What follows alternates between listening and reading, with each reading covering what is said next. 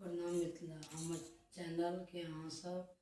पिंकी भजन बहार पर लाइक सब्सक्राइब सपोर्ट करू। एगो होली गाना गबै छी।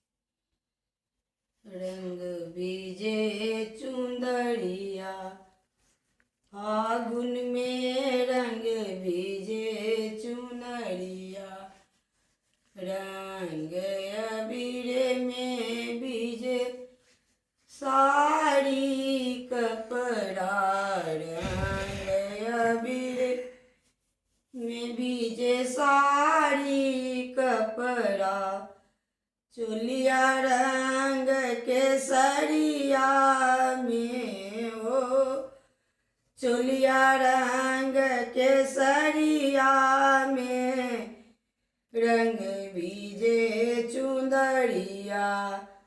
फागुन में, रंग बीजे चुनरिया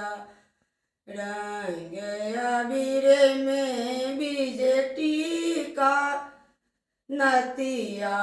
रंग अबीर में बीजे टीका नतिया, बिछिया रंग केसरिया में हो, बिछिया रंग केसरिया में रंग बीजे चुनरिया फागुन में, रंग बीजे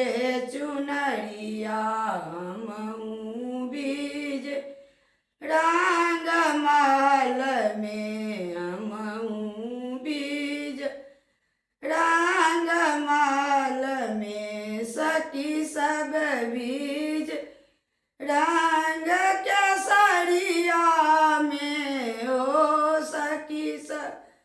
बीज रंग केसरिया में फागुन में, फागुन में होली खेले गोरिया फागुन में।